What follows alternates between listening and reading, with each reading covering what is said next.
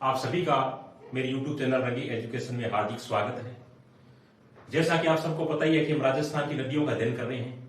कल हमने अंतरस्रावी नदियों का अध्ययन किया था और आज अपना शिक्षण का मुख्य बिंदु रहेगा राजस्थान में अरब सागर की ओर जल ले जाने वाली नदियां।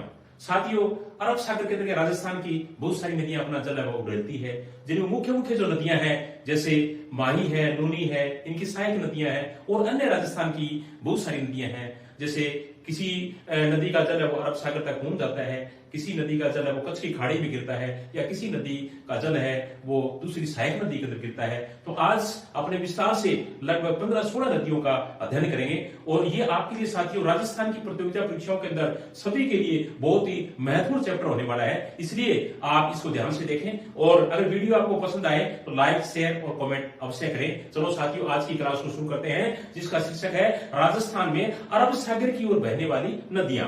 राजस्थान में अरब सागर की ओर बहने वाली नदियों में सबसे जो महत्वपूर्ण नदी आती है साथियों, उस नदी का नाम है माही नदी। क्या नाम है? माही नदी। माही नदी राजस्थान की बहुत ही महत्वपूर्ण नदी है साथियों, माही नदी। और माही नदी का जो उद्गम स्थल वो मध्य प्रदेश की मेहंद झील है। मध्य प्रदेश की मेहंद झील ये कहां है? ये एमपी के अंदर है।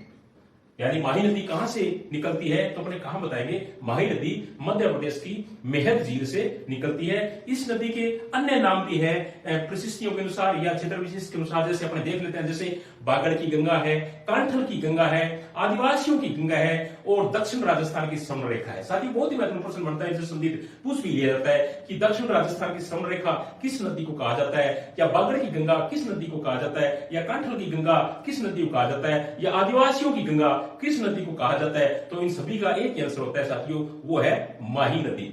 माही नदी एकमात्र ऐसी नदी राजस्थान की जो कर्क रेखा को 2 बार काटती है। याद रखना, कर्क रेखा को 2 बार काटती है।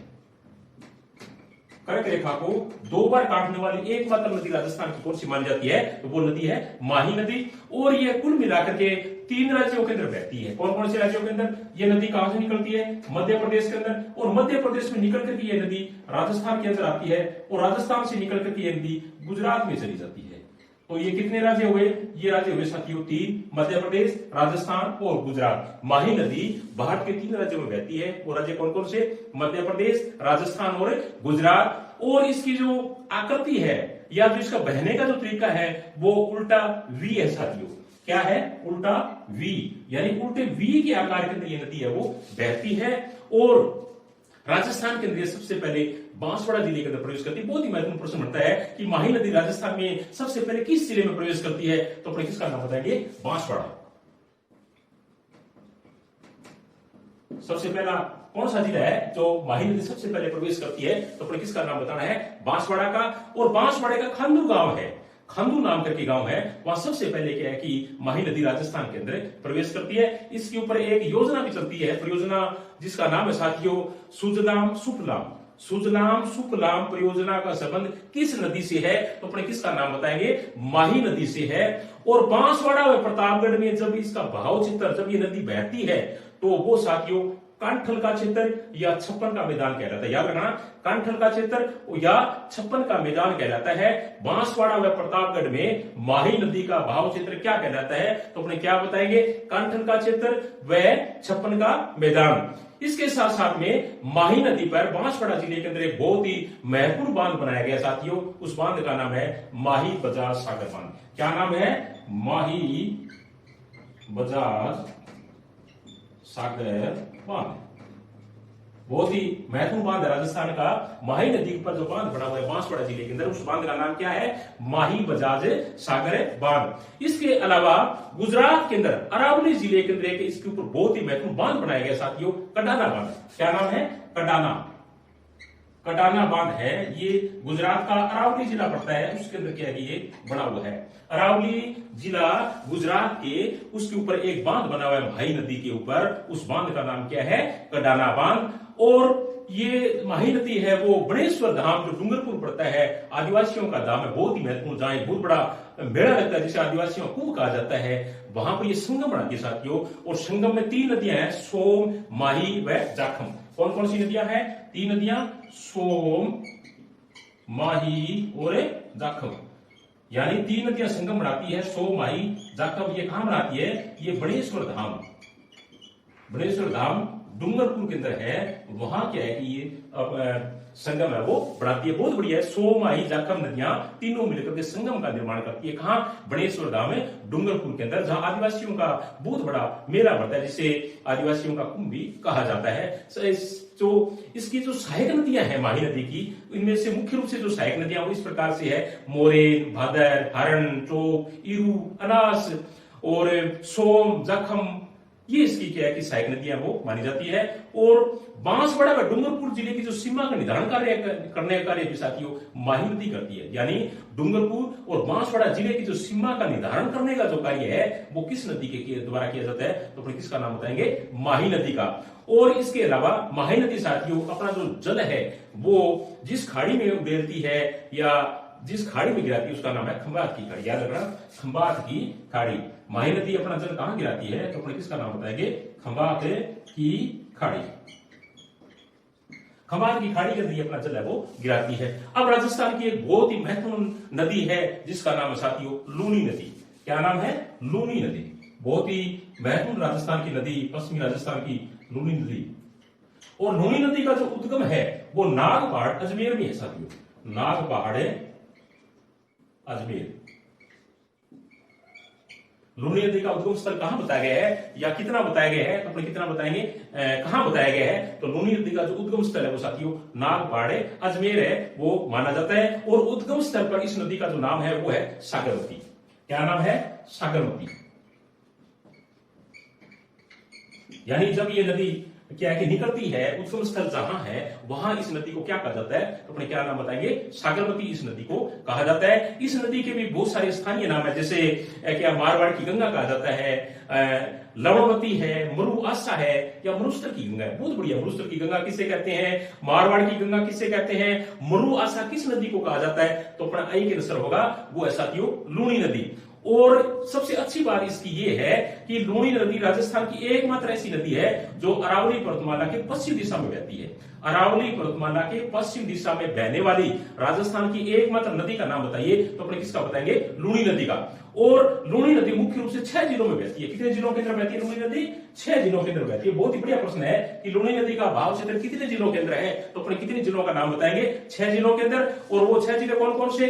अजमेर, नागौर, पाली, जोधपुर, बाड़मेर और जालौर। दोबारा देख लेते हैं वो 6 जिले राजस्थान के कौन से हैं जहां लूनी नदी का प्रवाह होता है या बहती है। वो है अजमेर, नागौर, पाली, जोधपुर, बाड़मेर और जालौर। और इसका सबसे इंपोर्टेंट जो प्रश्न है, बहुत ही महत्वपूर्ण प्रश्न है साथियों, जो राजस्थान की प्रतियोगिता परीक्षा में पूछा हुआ है कि लूनी नदी का जल है वो बालोतरा तक मीठा है।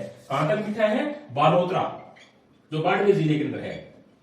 बालोतरा तक इस नदी का जल है वो मीठा माना जाता है। और बालोतरा के बाद में इसमें लवणीय तत्व घुल जाते हैं और उसके बाद में नदी है वो नमकीन या लवणीय या खारी हो जाती है। पानी इसका जो है पीने के योग्य नहीं होता।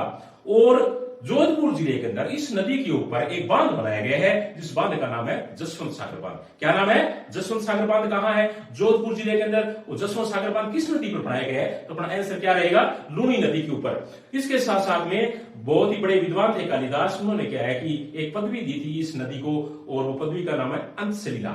यानी अंतसलिला पदवी किस नदी को दी गई या किसने दी? तो कालिदास ने क्या है कि लूनी नदी को अंतसलिला की उपाधि है वो दी।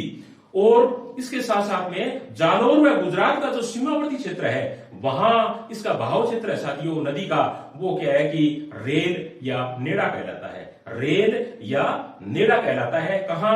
जालौर और गुजरात का जो सीमावर्ती क्षेत्र है जहां ये नदी बहती है वहां उसको क्या कहते हैं? रेल या नेड़ा कहा जाता है। और लूनी नदी की जो लंबाई है वो 495 किलोमीटर है टोटल। कितनी है? 495 किलोमीटर टोटल लूनी नदी की लंबाई या कुल लूनी नदी की लंबाई कितनी मानी जाती है? 495 किलोमीटर। और राजस्थान के अंदर इसकी जो लंबाई है वो है 330 किलोमीटर। कितनी है?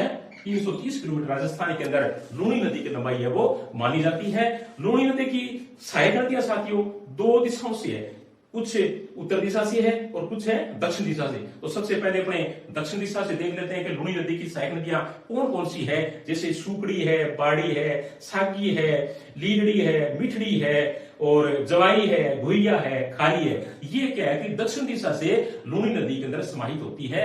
और उत्तर दिशा की तरफ से एकमात्र नदी है साथियों जो क्या है कि लूनी नदी के अंदर मिलती है, उस नदी का नाम है जोजड़ी। याद रखना, बहुत ही महत्वपूर्ण प्रश्न बनता है। जोजड़ी, जोजड़ी एकमात्र ऐसी नदी है जो उत्तरी दिशा से क्या है कि लूनी नदी के अंदर समाहित होती है, या लूनी नदी के अंदर अपना जल है वो उड़ेलती है।